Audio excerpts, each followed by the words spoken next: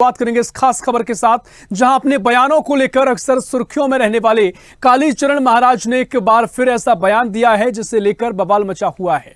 और 108 महादेव मंदिर पूजन संकल्प यात्रा के समापन अवसर पर रतलाम पहुंचे कालीचरण महाराज, जहां उन्होंने एक बार फिर से हिंदू राष्ट्र की बात कही। और इस दौरान कालीचरण महाराज ने उत्तर प्रदेश सरकार की दुकानों पर नेम प्लेट लगाने के फैसले का स्वागत भी किया है और ऑनलाइन पेमेंट के जरिए दुकानदार का नाम पता लगाने की बात कही है। तो कालीचरण महाराज अभी के समय में हिंदुओं में जो सबसे प्रधान विकृति है वो सड़े हुए जातीयवाद की ही है। सड़ा हुआ जातीयवाद, वर्णवाद, भाषावाद और प्रांतवाद ये खत्म होवे तो हिंदू धर्म ध्वजा के नीचे एकीभूत होवे। और हिंदू अगर धर्म ध्वजा के नीचे एकीभूत होता है तो ही हम हिंदू राष्ट्र की स्थापना कर सकते हैं, पूरे विश्व पर देव संस्कृति का दिग्विजय कर सकते। योगी आदित्यनाथ जी ने जो पहल की है इस प्रकार के आदेशों की, वो पूरे भारतवर्ष के धर्मनिष्ठ राजाओं ने करनी चाहिए। इन लोगों ने निकालने चाहिए ऐसे आदेश जिससे हिंदुओं की धर्मास्था सुरक्षित रहे, हिंदुओं की पवित्रता सुरक्षित रहे। मुसलमानों की शॉप पर उनका नाम लिखना बहुत ज्यादा महत्वपूर्ण है, जिससे हिंदू वहां पे ना जाए। अगर नेम प्लेट नहीं दिखती दुकानों पे तो वो क्यूआर कोड जो होता है पैसे भरने का, उसको स्कैन करिए, उस पर बराबर नाम आ जाएगा। वो तो कोई हिंदू नाम नहीं डाल सकता, उसमें डाल भी दे तो वो बहुत रेयर केस हो जाएगी, लेकिन सामान्यतः क्यूआर कोड मालिक के नाम से ही होता है, बैंक का। तो कालीचरण महाराज लगातार अपने बयानों से सुर्खियों में पहले भी रह चुके हैं और एक बार फिर उन्होंने हिंदू राष्ट्र बनाने का फॉर्मूला बताया है। और साथ ही जिस तरीके से मामला नाम को लेकर गरमाया, दुकानों पर जो नाम लगाने का जो योगी सरकार का आदेश था उसको लेकर भी उन्होंने अपनी बात कही है, प्रतिक्रिया दी है। इसी पर हम चर्चा करेंगे। भारतीय जनता पार्टी से प्रवक्ता नेहा बग्गा हमारे साथ जुड़ रही है। नेहा जी, बहुत स्वागत है आपका। साथ ही कांग्रेस से प्रवक्ता अमित चौरसिया हमारे साथ जुड़ रहे हैं। अमित जी, बहुत स्वागत है आपका। साथ ही संत महासभा के राष्ट्रीय अध्यक्ष हैं स्वामी चक्रपाणी जी, आपका भी बहुत स्वागत है स्वदेश न्यूज में। सबसे पहले नेहा बग्गा जी, मैं आपके पास आऊंगा। जिस तरीके से कालीचरण महाराज ने अपनी बात कही है, लगातार वो ऐसी बातें करते आए, हिंदू राष्ट्र का अपना एक बात करते आए, अपना फॉर्मूला उनका है, और लगातार जाति पाति को वो बुरा बताते आए कि जिसके चलते काफी नुकसान हिंदुओं को होता है और उनकी पूरी एकता को होता है। लेकिन जिस तरीके से उत्तर प्रदेश में जो पूरा मामला गरमाया, दुकानों पर हिंदू मुसलमान का नाम किसकी दुकान है उसमें लिखने की बात कही गई थी, आदेश दिया गया था। हालांकि मामला सुप्रीम कोर्ट पहुंचा, सुप्रीम कोर्ट ने उस पर अंतरिम रोक लगा दी। क्या कुछ आप उनकी प्रतिक्रिया पर कहेंगे? क्या वो इस पूरे मामले पर, क्योंकि कांग्रेस तो कहेगी आगे चल के क्योंकि मामला गरमा सकता है, बीजेपी का क्या कुछ राय इस मामले पर है? नेहा जी। देखिए, Bharatiya Janata party supreme court को के जो आदेश आए हैं, जो सुप्रीम कोर्ट ने इसमें इंटरवीन किया है, उसको सर्वोच्च रखती है और उसी के अनुसार भारतीय जनता पार्टी चल रही है।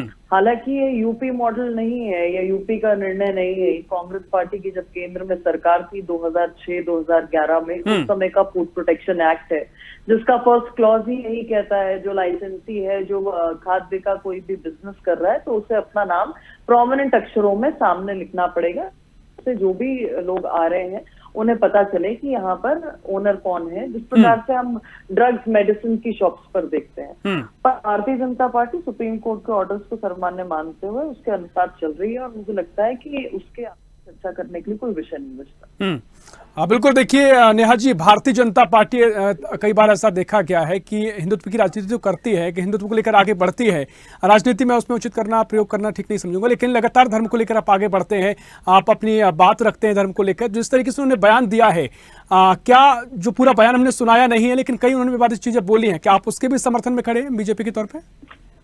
देखिए, भारतीय जनता पार्टी सबका साथ, सबका विकास, सबके विश्वास के लिए कार्य करती है और सभी का प्रयास उसमें रहता है। भारतीय जनता पार्टी की प्रत्येक योजनाएं हर वर्ग के लिए है और जो फूड प्रोटेक्शन एक्ट भी मैं आपको कह रही हूँ, उसमें चाहे नेहा बग्गा हो, चाहे आप हो, चाहे कोई भी व्यक्ति हो, अगर वो खाद्य का कोई बिजनेस करता है तो उसे प्रोमिनेंट अक्षरों में अपने नाम को, अपनी पहचान को जाहिर करना होता है। हर लाइसेंस धारक को करना होता है। ड्रग्स की शॉप्स हो गई, कोई प्रिंसिपल हो गया, कोई डॉक्टर हो गया, कोई लॉयर हो गया, बात केवल उतनी है। मुझे लगता है कि इसको हिंदू मुसलमान रंग देने का काम जो कांग्रेस पार्टी ने किया है, हम उस पर ना चले। उस ध्रुवीकरण के कांग्रेस के एजेंडा को हम जो पे चर्चा ना शुरू करें, क्योंकि दोनों बहस अलग अलग हैं। एक तरफ एक लीगल संस्था है और जो हमारी सर्वोच्च न्यायालय है, ठीक है अमित जी, मैं आपके पास आऊंगा। जिस तरीके से नेहा बग्गा जी ने तमाम बातें कही और जो कालीचरण महाराज का बयान है, पहले उस पर आपकी प्रतिक्रिया, और बाकी जो नेहा बग्गा जी कह रही हैं कि जो भी यूपी सरकार का आदेश था, सुप्रीम कोर्ट ने अंतरिम रोक लगाई है, अब कांग्रेस ने उसे हिंदू मुसलमान करने का काम किया है, वो इस तरह की सोच उनकी नहीं थी। मुझे तो आश्चर्य हो रहा है ऋषभ जी कि किस तरह की भारतीय जनता पार्टी के प्रवक्ता और नेता कहते हैं कि सबका साथ, सबका विकास और सबका विकास विश्वास किस तरह से हासिल करेंगे। इस तरह के पाखंडी लोग जो भगवा धारण कर इस देश के प्रदेश की भोली भाली जनता को भ्रमित करने का और ठगने का काम कर रहे हैं। और सबसे पहले तो मैं कहना चाहूंगा, आपसे मेरा निवेदन है कि इनको कालीचरण महाराज की उपाधि देना बंद कीजिए। ये अभिजीत धनंजय सराग इनका नाम है, जो अकोला से भागे हुए हैं, और यही वो है जिनकी जहरीली जुबान समय समय पे चलती रही है। इसके पूर्व 27 दिसंबर को इन्होंने छत्तीसगढ़ के अंदर रायपुर में धर्म संसद में देश के महापुरुषों के खिलाफ, राष्ट्रपिता महात्मा गांधी के खिलाफ बहुत ही घोर आपत्तिजनक टिप्पणी करी थी, जिसके लेकर पूरे देश भर के अंदर इनके खिलाफ एफआईआर दर्ज हुई। ये भागे भागे फिर रहे थे, और जब गिरफ्तार हुए तो यही वो थे अभिजीत जी जिन्होंने पूरी मीडिया के सामने कहा कि मैं एक डिप्रेशन का शिकार व्यक्ति हूँ, मैं कोई धर्माचार्य नहीं हूँ, मैं कोई आध्यात्मिक गुरु नहीं हूँ, मैंने भगवा शिव इसलिए धारण करा जिससे मुझे शांति मिलती है और मैं शिव जी की आराधना करता हूँ। अब कुछ धर्म ग्रंथ को रटकर ये भोली भाली जनता को भ्रमित करने का, विद्वेष फैलाने का, समाज को तोड़ने का काम कर रहे हैं। ये खुद को नाथूराम गोडसे के अनुयायी बताते हैं, उनकी विचारधारा को पोषित करने वाले बताते हैं, जो इस देश की संप्रभुता, एकता और अखंडता को खंडित करने का निरंतर प्रयास कर रहे हैं। और इनकी जहरीली जुबान सिर्फ यही नहीं चली, इसके पूर्व भी इन्होंने एक बयान दिया था धर्म विशेष के खिलाफ, आपको याद होगा। इन्होंने कहा कि एक धर्म विशेष जो लोग हैं वो महिलाओं पे वशीकरण करते हैं, उसके तोड़ के लिए हिंदू महिलाओं को सुअर के दांत का पानी पिलाना चाहिए और उनको गोबर से और गोमूत्र से स्नान कराना चाहिए। तो इस तरह की तो इस सदी की ये बात करते हैं, ये हिंदू राष्ट्र की बात करते हैं, ये किस तरह का हिंदू राष्ट्र देने की बात करते हैं, ये मनुस्मृति की बात करते हैं, आगे ये आरक्षण को खत्म करने की बात करते हैं। ये इस देश के पिछड़ों को, दलितों को, आदिवासियों को हिंदू ही मानते हैं। ये खुद तो 8वीं तक पढ़े हुए हैं। अगर भारतीय जनता पार्टी सुशासन की बात करती है, सबका साथ सबका विकास की बात करती है, तो क्या वो इनके खिलाफ समाज में विद्वेष फैलाने के लिए आपराधिक प्रकरण दर्ज करेंगी? ठीक है देखिए, तमाम बातें आपने कही हैं, ठीक है। तो जवाब देना चाहता हूं। हाँ जी, नेहा जी, क्विक रिएक्शन। देखिए, ये कांग्रेस पार्टी जो ढोंग करती है ना, सबसे पहले महात्मा गांधी का हत्या करने का काम वैचारिक तौर पर अगर किसी ने किया है तो कांग्रेस पार्टी ने किया है। नाम धारण करने से आप गांधी जी की विचारधारा पर नहीं चल पाए कभी भी। और आपको याद होगा कि हिंदू महासभा जो गोडसे को पूछती है, उसको उसके लीडर बाबूलाल चौरसिया को खुद कमलनाथ ने ज्वाइन करवाया था कांग्रेस पार्टी को। हाल ही में 2019 की बात है ये, और ये हम सब ने देखा। लेकिन नेहा जी, उनके बयान को तो गलत कहा जाएगा ना, बीजेपी से सहमत रहेगी ना, इस बात से दरकिनार नहीं कर सकते ना। निश्चित तौर पे जो भी महात्मा गांधी का अपमान करता है या उसके इतर चलने का काम करता है, भारतीय जनता पार्टी उसकी भर्त्सना करती है। भारतीय जनता पार्टी उसकी भर्त्सना करती है, पर कांग्रेस पार्टी केवल ढोंग करती है, महात्मा गांधी के नाम को अपने साथ रखती है, और उनकी आत्मा की प्रतिदिन हत्या अगर किसी ने की है तो वो कांग्रेस पार्टी ने की। और इसीलिए इसका उदाहरण बाबूलाल चौरसिया है। मैं तो आपके सभी व्यूअर्स को कहूंगी कि अभी चेक करिए, 2 साल पहले कमलनाथ ने बाबूलाल चौरसिया जो हिंदू महासभा का नेता है उसे ज्वाइन करवाई कि नहीं पार्टी, कांग्रेस पार्टी। ये कांग्रेस का असली चाल चरित्र है। ठीक है, मैं आप पर आऊंगा अमित जी। इसी के साथ मैं स्वामी चक्रपाणी जी आपके पास आ रहा हूं। चक्रपाणी जी, जिस तरीके से पूरा बयान दिया है कालीचरण महाराज ने, तमाम शब्दों का उपयोग जो उन्होंने किया है, हमने बयान में उनके दिखाया नहीं है। किसी तरह के जिहाद की वो बात कर रहे थे और एक धर्म विशेष को लेकर उन्होंने कई बातें कही, अपनी बात रखी है। आप कितना सहमत हैं उनके बयान से, और जिस तरीके से उत्तर प्रदेश का मामला भी गरमाया, मैं चाहूंगा उस पर भी आपकी प्रतिक्रिया रखिए। देखिए, मैं पूरी बात नहीं सुन पाया, लेकिन इतना मैं जानता हूँ कालीचरण ये एक हिंदू राष्ट्रवादी संत हैं, वो जो हमेशा हिंदुत्व सनातन के लिए बोलते हैं, लेकिन एक फैशन हो गया, कोई भी हिंदू सनातन के पक्ष में बोलता है उसको हमेशा एक खलनायक के रूप में पेश किया जाता है। अब आप ये देखिए कि अभी मुजफ्फरनगर के जो स्थानीय प्रशासन का जो आदेश था, जिसमें कहा गया था कि अपनी पहचान उजागर कीजिए, वो क्या गलत था? वो तो आप बताइए, आप कितने वीडियो आ रहे हैं जिसमें थूक लगा करके, किसी में गटर के पानी डाल करके, कि इतने गंदे गंदे तरीके से जिहादी मानसिकता के लोग दूसरे को धर्म भ्रष्ट करने के लिए सिर्फ देश में नफरत फैलाने के लिए आप इस तरह के समर्थन कर रहे हैं इन विषयों को लेके। आप इस देश की एकता, अखंडता और संप्रभुता को तोड़ने की बात कर रहे हैं। आप उस व्यक्ति को संत कह रहे हैं जो खुद अपने आप को भगोड़ा कह रहा है, जो खुद अपने आप को मानसिक कुंठा से ग्रसित बता रहा था गिरफ्तारी के समय। आप उसका समर्थन कर रहे हैं जिसका अच्छा कृपाणी जी, अमित चौरसिया जी हैं, कांग्रेस का पक्ष रख रहे हैं, वो अपनी बातें कह रहे हैं, आप इनका सुन नहीं पाए थे। वो कह रहे हैं कि लगातार जो ऐसे बयान देते आए हैं, आप उनका समर्थन करके देश की एकता अखंडता को खराब कर रहे हैं। नहीं, एकता अखंडता वो ये कह रहे हैं कि आपको पूरे मामले में जो उन्होंने बयान दिया है कि आपको जानकारी है, क्योंकि उन्होंने जो बयान दिए हैं वो उचित बयान नहीं बता रही कांग्रेस उनको। नहीं, पहले ही मैंने बताया कि पूरा उनका बयान मैं सुन नहीं पाया आपको उससे हमारी उनसे बात पहले पूरा बयान सुनकर उसका अपनी प्रतिक्रिया दे। अरे सुनिए भाई, पहले सुनिए ना ऋषभ जी, मेरी आपत्ति है, इनसे कहिए पूरा बयान सुनकर उसके बाद अपना। अच्छा, आप कांग्रेस के पर आप उसी कांग्रेस सुनिए ना। नेहा बग्गा जी के विषय में अरे भाई केंद्र सरकार को लेकर इतना बड़ा आरोप लगाया। अरे भाई, इनको चुप कराइए ना, सुन लीजिए इनको ऋषभ जी, इनको शांत कराइए, मुझे बोलिए। कृपाणी जी कहिए जी। अरे भाई, कांग्रेस के प्रवक्ता जी क्यों टीवी जिहाद कर रहे हो? हमें भी तो बोलने दो। हमारी स्वामी चक्रपाणी मैं हूँ कि आप हो? जिहाद में बदल जाती है चक्रपाणी जी, यही तो बात है। अरे भाई सुनो, बोलने दो यार। में लगे ठीक है, एक एक करके हम एक एक करके आते हैं। चक्रपाणी जी आप अपनी बात रखिए, मैं आता हूँ अमित जी आपके पास। धर्माचार्य जी ने विरोध कर दिया। अरे सुनो भाई, साधु संतों ने जिसका बहिष्कार कर दिया, आप उसके पक्ष में बात रख रहे हैं। शर्म आना चाहिए आपको। अरे साधु संतों ने तो राहुल गांधी का भी बहिष्कार किया है, साधु संतों ने तो कांग्रेस का भी बहिष्कार किया है। बहिष्कार करा है, बनारस में भागे भागे फिर 1.5 लाख से लाज बची है।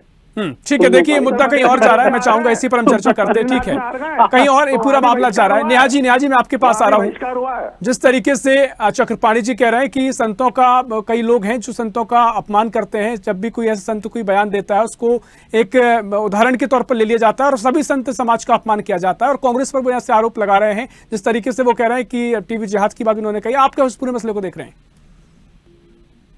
जिस प्रकार से कांग्रेस के प्रवक्ता यहाँ पर बैठकर बदतमीजी कर रहे हैं, यही कांग्रेस का असली चाल चल दिखाता है कि जब जब कोई धर्मगुरु कुछ कहेंगे तब भ्रम फैलाने की बात रख रही है। आप केंद्र सरकार के नियम का हवाला दे रही। केंद्र सरकार ने कहा था कि गुमास्ता और नगर निगम के लाइसेंस अपनी दुकानों पर लगाए। क्या दुकानों पर नगर निगम और गुमास्ता के लाइसेंस लगे हुए नहीं दिखते आपको? मुझे भी आता है इंटरव्यू करना। बग्गा जी, क्या दुकानों? ठीक है, एक एक करके आते हैं, एक एक करके आते हैं। काबू में रहे। इसमें बदतमीजी की कौन सी बात हो गई? आप झूठ और भ्रम फैला रहे, आप सोच रहे हम खामोश होकर आपका झूठ सुने। आप इस देश की अखंडता, एकता, संप्रभुता। ठीक है, एक एक करके आते हैं। अमित जी आ रहा हूँ मैं आपके पास। नेहा जी अपनी बात रखिए। अपनी कांग्रेस कार्यालय में करिएगा जहाँ पर आपको ये सब सिखाया जाता है। अरे आप चौकीदारी करिए कांग्रेस कार्यालय की, उसी की संविधान नियुक्ति पर रख रखा है मोहन यादव जी की सरकार ने आपको। तमीज में रहकर कांग्रेस कार्यालय की चौकीदारी करिए आप, उसी की संविधान की नौकरी पे हैं आप लोग। ठीक है, एक एक करके आते हैं। अमित जी की क्या आपत्ति है? क्योंकि नेहा जी कह रही हैं कि अगर इस तरह की कोई बयान देती है तो भारतीय जनता पार्टी उनका कोई समर्थन नहीं करती है, तो बीजेपी कांग्रेस नहीं होना चाहिए। भारतीय जनता पार्टी समर्थन नहीं करती तो फिर एफआईआर क्यों नहीं दर्ज करा रही है? खुलेआम वो व्यक्ति समाज में विद्वेष फैला रहा है,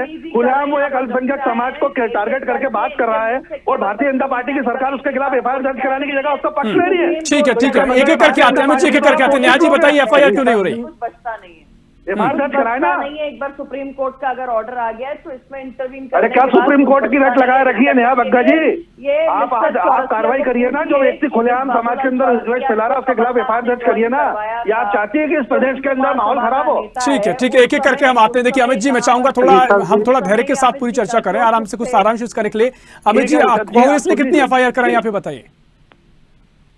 देखिए, इन्होंने जब देश के महापुरुषों के खिलाफ, राष्ट्रपिता महात्मा गांधी के खिलाफ इन्होंने अभद्र और ओछी टिप्पणी करी थी, तब कांग्रेस ने और कई लोगों ने इन्हीं अभिजीत के खिलाफ में एफआईआर दर्ज करी थी, और ये भागे भागे फिरे थे जब इन्होंने कहा था गिरफ्तारी होते ही कि ना मैं कोई साधु, ना मैं कोई संत हूँ, ना मैं कोई धर्माचार्य हूँ। और आज ये व्यक्ति रतलाम के मंच से खड़े होकर पुलिस प्रशासन के सामने इस प्रदेश की सौहार्दपूर्ण वातावरण को प्रदूषित करने का काम कर रहा है, और भारतीय जनता पार्टी की सरकार मुक्त दर्शक होकर उसके बयान को सुन रही है और यहाँ बैठ के उसका समर्थन कर रही है। यहाँ बग्गा जी कह रही है कि केंद्र सरकार जब मनमोहन सिंह जी की थी, जब आदेश निकला था, पूरा आदेश बताइए ना। जब कहा था कि गुमास्ता और नगर निगम का लाइसेंस बनवाना अनिवार्य रहेगा और अपनी दुकान में टांगना अनिवार्य रहेगा। आज किसी भी दुकान में चले जाइए, आज उसके अंदर गुमास्ता का, नगर निगम का लाइसेंस उसके ऑनर के नाम से टंगा हुआ मिलेगा। ठीक है, देखिए आपके अपने अपने विचार है, लेकिन समय हमें इतनी ही इजाजत देता है। चक्रपाणी जी, आखिरी सवाल में आपके पास रहेगा। जिस तरीके से वो कह रहे हैं कि अगर कालीचरण महाराज को आप जानते हैं, उनके बयानों को आप देखते हैं, तमाम बार ऐसे बयान दिए हैं, उनको लेकर सरकार ने भी एक्शन लिया है। जिस तरीके से राष्ट्रपिता के बारे में उन्होंने बयान दिया था और अब जिस तरीके के वो शब्दों का उपयोग कर रहे हैं, आप संत महासभा के राष्ट्रीय अध्यक्ष हैं, तो इसको आप किस पूरे मसले को देखते हैं? क्या उनके विचारों से, बयानों से आप सहमत हैं, या फिर आप खुले तौर पर कहेंगे कि ऐसे बयानों से कोई भी समर्थन महासभा का नहीं है? देखिए, अभी मैं पहले भी बोला, उनका बयान में पूरा नहीं सुना, लेकिन मैं अभी कांग्रेस प्रवक्ता के बयान सुन रहा हूँ। आप देखिए, ना मुझे बोलने दे रहे हैं, न बीजेपी प्रवक्ता बैठी है, वो एक देश की बेटी है, उनको नहीं बोलने दे रहे हैं। मैंने इंटरप्ट करना, अरे भाई अपनी विचार तो दे। आप अखंडता की बात करते हैं, देश की विभाजन कराने वाली कांग्रेस पार्टी आपकी थी, हमने और दूसरी पार्टियों ने थोड़े विभाजन कराया। आपकी कांग्रेस पार्टी ने देश के टुकड़े करा दिए और आप अखंडता की बात किए जा रहे हैं। और अगर ठीक है, देखिए, मुझे लगता है बिल्कुल चक्रपाणी जी, रोकना चाह रहा हूँ आपको, एक विस्तृत चर्चा इस पर हो सकती है, लेकिन समय हमारे पास इतना ही। बहुत शुक्रिया करना चाहूंगा आपका, अमित जी आपका शुक्रिया, नेहा बग्गा जी आपका शुक्रिया चर्चा में शामिल होने के लिए।